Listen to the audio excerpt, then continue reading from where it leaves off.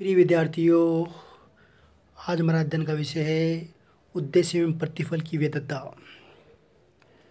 Validity of object and consideration.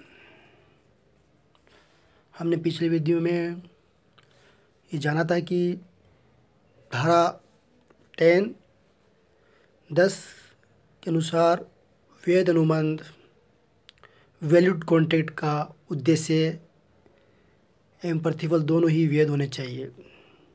यदि इनमें से कोई भी एक विधि विरोध या गैर कानूनी होगा तो वह ठहराव यानी एग्रीमेंट वैध हो जाता है।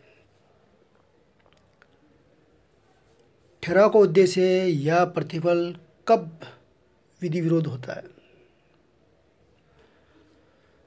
धारा 23 के अनुसार किसी भी ठहराव का उद्देश्य विधि विरोध या गैर कानूनी तब माना जा सकता है जब ये परिस्थितियाँ या कंडीशन उत्पन्न होगी। Section 10 implies that agreement enforceable by law must be for a lawful consideration and with a lawful object.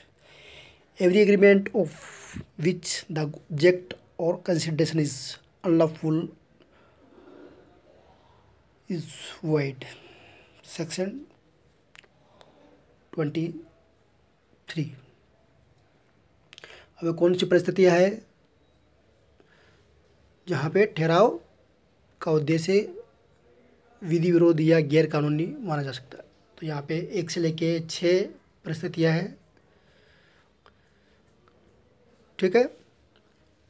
अब यहाँ पे सबसे पहली परिस्थिति जैसे वह ठहराव किसी राज नियम द्वारा वर्जित हो, फॉरबिडन बाय लॉ। इसके अंतर्गत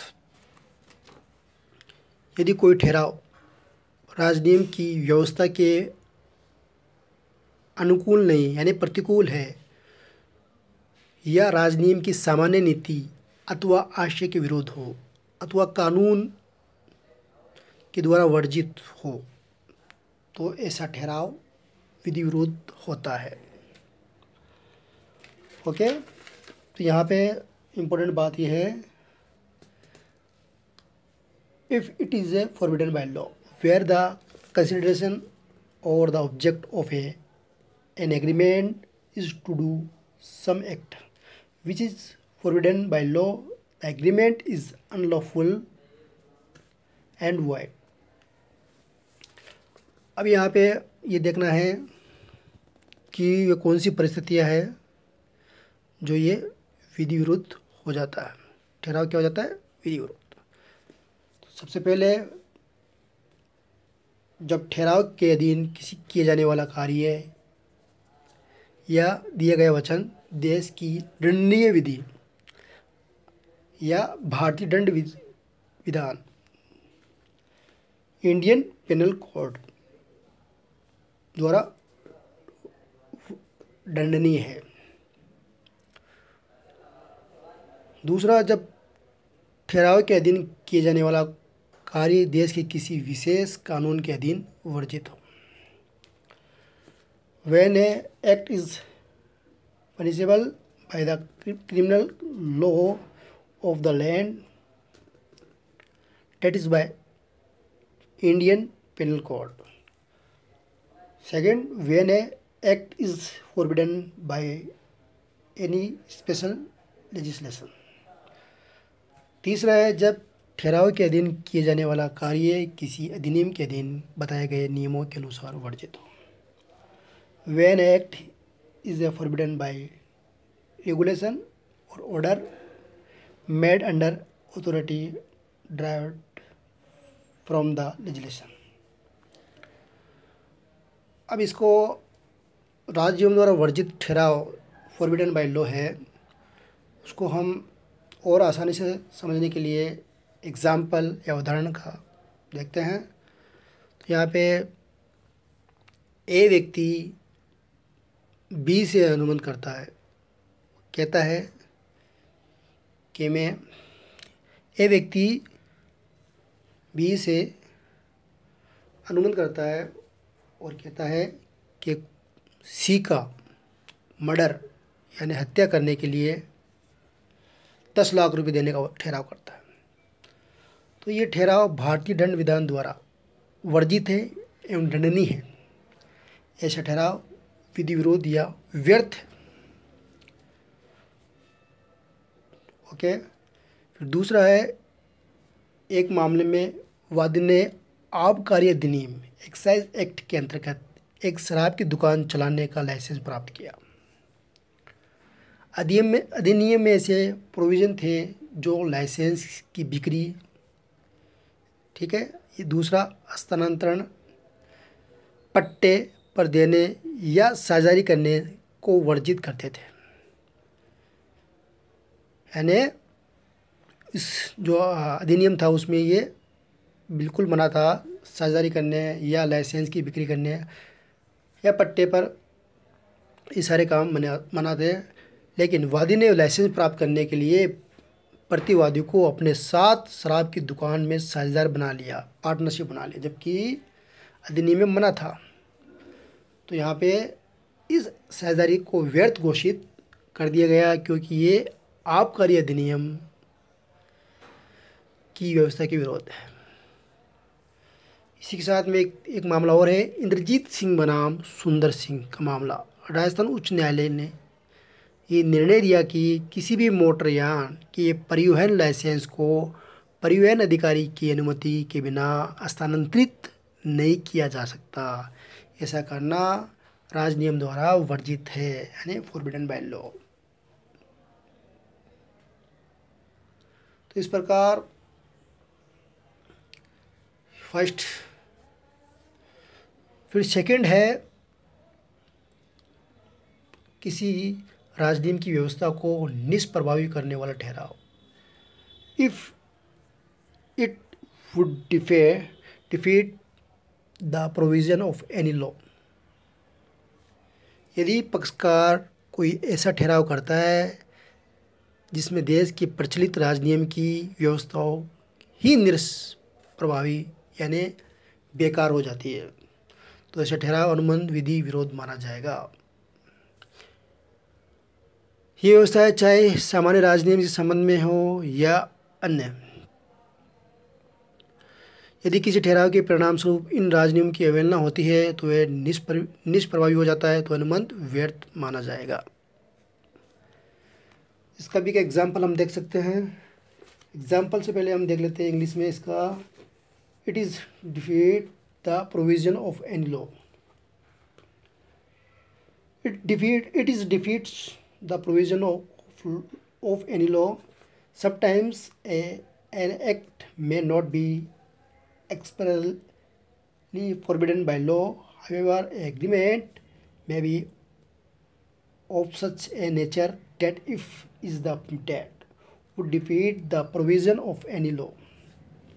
The object of consideration of such an agreement is unlawful and consently, ठीक है, अनलॉफुल एंड consently void।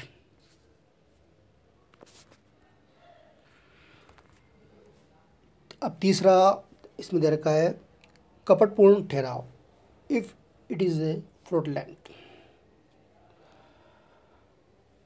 कपटपूर्ण उद्देश्य के किए गए ठहराव व्यर्थ होते हैं जब दो पक्षकार आपस में अनुबंध करके किसी तीसरे पक्षकार के साथ कपट करते हैं, तो वह ठहराव गैर कानूनी तथा व्यर्थ होता है। इसमें वे सभी कपटपूर्ण ठहराव भी शामिल है जो ऋणदाताओं, राजस्व अधिकारियों अथवा जन सामान्य आदि के साथ कपट करने के लिए किए गए हैं। An agreement made with intention to defraud other is void.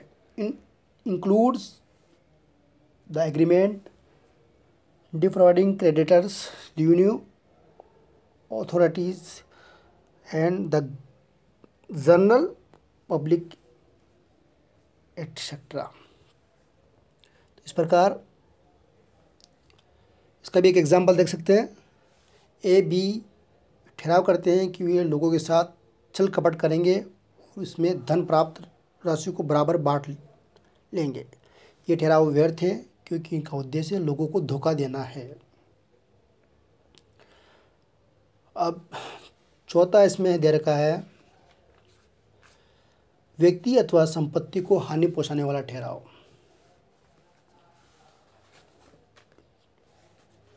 व्यक्ति अथवा संपत्ति को हानि पहुंचाने वाला ठहराव इफ इट इन्वॉल्व और implies injury to the person और प्रॉपर्टी ऑफ अनदर। जब किसी ठहराव के परिणामस्वरूप किसी व्यक्ति अथवा उसकी संपत्ति को हानि पहुंचा सकती है तो ऐसा ठहराव गैर कानूनी तथा व्यर्थ होता है। ऐसे ठहराव कोई भी ठहराव जिसमें किसी व्यक्ति या उसकी संपत्ति को क्षति, हानि, चोट हो सकती है तो इस श्रेणी में आता है। अब यहाँ पे इसमें देख सकते हैं इसको, if the consideration or the object of a agreement is to be injured a person और property of another it is unlawful and therefore void. Here the term injury means criminal or wrongful acts. Therefore, a agreement to assault or to harm or to damage or defame another person, his property, etc. अब next है, इसमें एक example भी हम समझ सकते हैं। इसमें जैसे एक व्यक्ति, उसका नाम अमर है, किसी समाचार पत्र के संपादक को बलवीर के विरुद्ध अपमानजनक लेख प्रकाशित करने के लिए कहता है। ठीक है, अमर किसी समाचार पत्र के संपादक को बलवीर के विरुद्ध अपमानजनक लेख प्रकाशित करने के लिए कहता है। इसके लिए वे वचन देता है कि यदि उसे अपमानजनक लेख के कारण कोई हानि हो तो वे पूर्ति, यदि लेख के कारण कोई हानि की पूर्ति करनी पड़े तो वह स्वयं उसका पुनर्भरण कर देगा। ये ठहराव व्यर्थ है। क्यों व्यर्थ है? क्योंकि ये ठहराव का उद्देश्य दूसरे व्यक्ति को हानि पहुंचाना है। यह संपादक अमर प्रवाद प्रस्तुत करने वाला करके वह राशि प्राप्त नहीं कर सकता। तो इस प्रकार यहाँ पे भी क्या हो रहा है कि दूसरे व्यक्ति को हानि पहुंचाना है उद्देश्य है। तो अगर ऐसा किया जा रहा है तो यहाँ पे भी दूसरे व्यक्ति को हानि पहुंचाना आता है। इस संपादक अमर पर वाद प्रस्तुत करके वह राशि प्राप्त नहीं कर सकता। इस प्रकार एक बात ध्यान रखनी है, प्रत्येक हानिकारक कार्यविधि विरोध नहीं हो सकता। यदि कुछ व्यक्ति मिलकर स्वतंत्र प्रतिस्पर्धा द्वारा किसी व्यक्ति के व्यापार से प्रतिस्पर्धा करने का अनुबंध करते हैं तो वह अनुबंध वैध होगा और राजनियम द्वारा परिवर्तित भी कराया जा सकता है। किंतु जहाँ किसी राष्ट्रीयकृत व्यापारी को हानि पहुंचने के लिए कोई ठहराव किया जाता है तो ऐसा ठहराव अवैध और व्यर्थ होगा। पांचवा है अनैतिक ठहराव, इट इज इमोरल। यदि किसी ठहराव के उद्देश्य या प्रतिफल को न्यायालय अनैतिक मानता है तो वह ठहराव गैर कानूनी होगा तथा व्यर्थ होगा।